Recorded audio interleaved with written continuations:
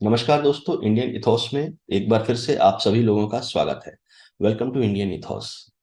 दोस्तों, भगवत गीता के बारे में जब कभी भी हम विचार करते हैं तो हमारे सामने एक ही दृश्य उत्पन्न होता है, जिसमें हम देख रहे होते हैं कि युद्ध भूमि के बीचों बीच भगवान श्री कृष्ण अर्जुन को गीता का उपदेश दे रहे हैं और उस उपदेश को देने के तत्काल बाद महाभारत का विकराल युद्ध प्रारंभ हो जाता है, जिसमें दोनों ही तरफ फिर विनाश ही विनाश देखने को मिलता है।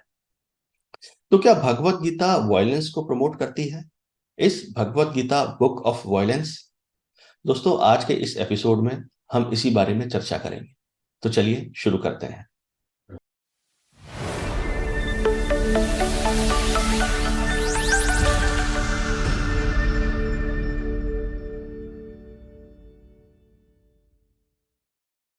दोस्तों, महाभारत का युद्ध जब शुरू होने वाला था, उस समय जब अर्जुन ने अपने सामने अपने ही सगे संबंधियों को देखा, अपने गुरुजनों को देखा, उस समय उन्हें चारों तरफ से अवसाद ने घेर लिया। He was basically overpowered by negative emotion. और फिर उन्होंने श्री कृष्ण से अनुरोध किया कि उनके रथ को युद्ध भूमि के एकदम बीचों बीच लेकर जाया जाए, जहां से वो दोनों पक्षों को एक साथ देख सके। और जब श्री कृष्ण ने ऐसा किया तो अर्जुन का अवसाद और भी अधिक बढ़ गया।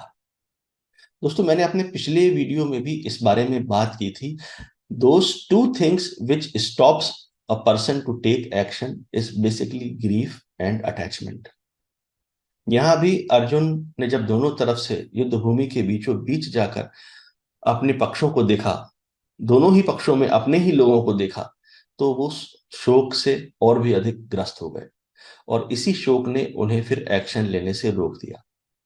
वहीं पर उन्होंने अपने शस्त्र त्याग दिए। और फ्रेंड्स, ऐसे समय में होता यह है कि हमारा माइंड अपनी तरफ से बहुत सारे जस्टिफिकेशन देता है हमें कि हम वो एक्शन क्यों ना लें। और उसी प्रकार से अर्जुन भी बहुत सारी लॉजिकल और रैशनल बातें करने लगे in the favour of not fighting that war. तब श्री कृष्ण ने उनको जो गीता का उपदेश दिया, उसमें उन्होंने अर्जुन को न केवल उनके कर्तव्यों का बोध कराया, बल्कि समस्त मानव जाति के लिए एक ऐसा स्पिरिचुअल मैनुअल छोड़ के गए वो, जो आज भी हमारे काम आ रहा है। Bhagavad Gita is basically a manual for navigating our life. तो आइए समझते हैं कैसे। फ्रेंड्स, आज भी जब कभी भी हम अपने वर्क प्लेस पर जाते हैं और वहां हमें कुछ गलत होता हुआ दिखता है, means I we feel something wrong is happening at that workplace, although there is a whistleblower policy in most of the corporates today. लेकिन कई बार ऐसे किसी पॉलिसी के ना होने के कारण या होने के बाद भी, may be because of our fears, we are unable to take action and report that incident. माने अपने वर्क प्लेस पर जब भी कुछ गलत हो रहा है, कुछ अन्याय हो रहा है towards the customers, towards other stakeholders, towards colleagues, employees, जिस किसी के भी अगेंस्ट में कुछ भी गलत या अन्याय हो रहा है, हम उसको रिपोर्ट तक करने से घबरा जाते हैं and we don't take action. इसके तीन रीजन हो सकते हैं। शायद जो लोग वो अन्याय, वो गलत काम कर रहे हैं, दे आर वेरी पावरफुल। या दूसरा, maybe we are indifferent, we don't want to get into some other persons matter. Number तीन, हो सकता है हम ही बायस्ड हो उन लोगों के लिए जो ये गलत काम कर रहे हैं। Maybe we are getting benefits from them. इस प्रकार, इधर आउट ऑफ फियर और out of our attachment, we don't want to change the status quo and we do not take action. जिस प्रकार श्री कृष्ण ने अर्जुन को मोटिवेट किया युद्ध भूमि में अपने कर्तव्यों का निर्वाह करने से, उसी प्रकार वही बातें हम लोगों के ऊपर भी हमारे वर्क प्लेस पर लागू होती। दोस्तों, वर्क प्लेस से हटकर यदि हम अपने पर्सनल लाइफ में भी आ जाएं, तो भी in many cases we have seen that we do not take action. जहां कहीं भी हमारे सामने डेडलाइंस होती हैं, there someone is after us to take action, to complete a task. Maybe at our office workplace our boss is there. Maybe if we are doing a business, then our client is there after us. Maybe at times government is after us to file our taxes in time. तो जहां कहीं भी हमारे सामने deadlines होती हैं, there we end up in taking action. क्योंकि हमारे पीछे कोई ना कोई होता है जो हमें बार बार याद दिलाता रहता है कि इस एक्शन को टाइमली खत्म करना है। लेकिन दोस्तों, जहां पे हमारे सामने डेडलाइंस नहीं होती हैं, वहां क्या होता है? और ये बिना डेडलाइन वाले केसेस वो ही केसेस होते हैं जो हमारे अपने पर्सनल ड्रीम्स से रिलेटेड होते हैं, हमारे सपनों से रिलेटेड होते हैं। शायद हमने कभी कोई किताब लिखने का सपना देखा हो। Maybe we have decided to start a new hobby for us, to develop a new skill for us, to start a business for अस।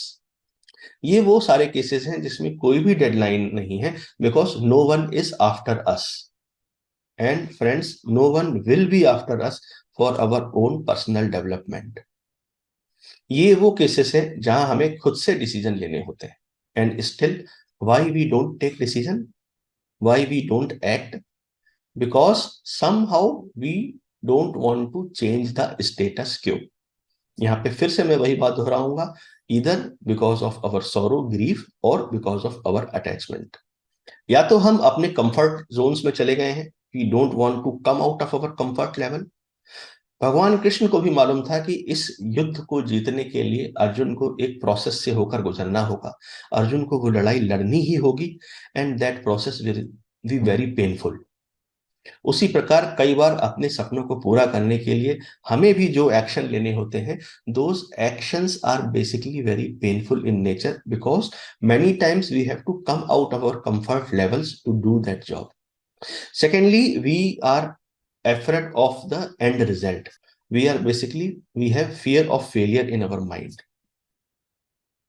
हम डर रहे होते हैं कि जैसा हम सोच रहे हैं एंड रिजल्ट, वो रिजल्ट हमें मिलेगा कि नहीं मिलेगा, whether we will be able to accomplish our dreams or not.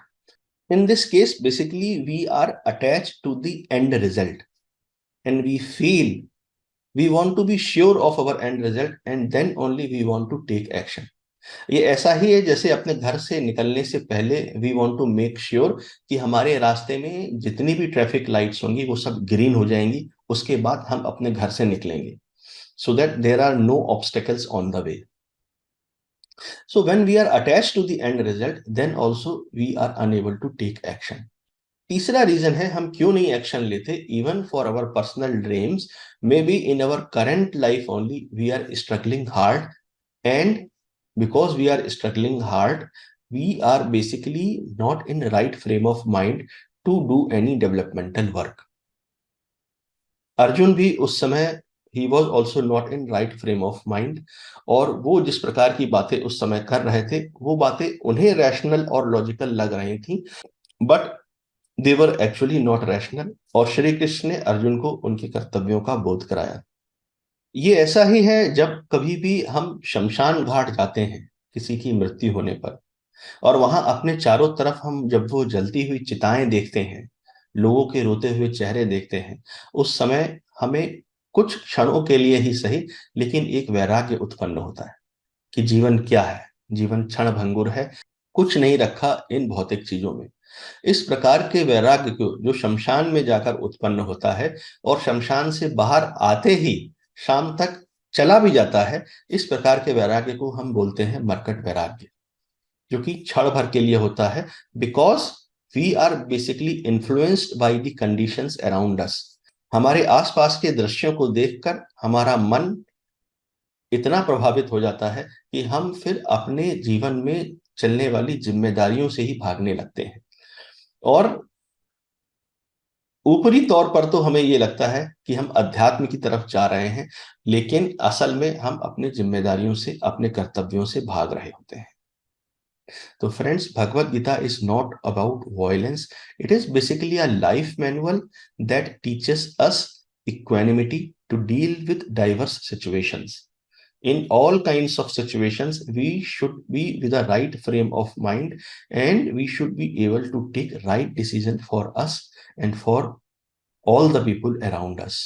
It also teaches us how to take action without getting attached with the end result. जिस प्रकार हम कोई भी गैजेट अपने घर लेकर आते हैं, उस गैजेट के साथ जनरली एक इंफॉर्मेशन मैनुअल आता है, and we are asked to read that manual before start using that manual. तो हमारी लाइफ तो is more precious than any gadget in the world, and how can we live that life without a spiritual manual like Bhagavad Gita. So if you are getting an opportunity to do an organized study of this text in your surroundings, then please go ahead and do it. You are the blessed one. आशा करता हूं इस video को देखने के बाद भगवत गीता को लेके जो भी भ्रांतियां आपके मन में होंगी वो दूर हो गई होंगी। यदि आपको मेरे विचार पसंद आए हो तो help me in spreading the word. Please share this video. If you have yet not subscribe to my channel Indian Ethos, then please do subscribe and press that bell icon. तो चलिए मिलते हैं फिर अगले वीडियो में। नमस्ते, धन्यवाद, जय मां।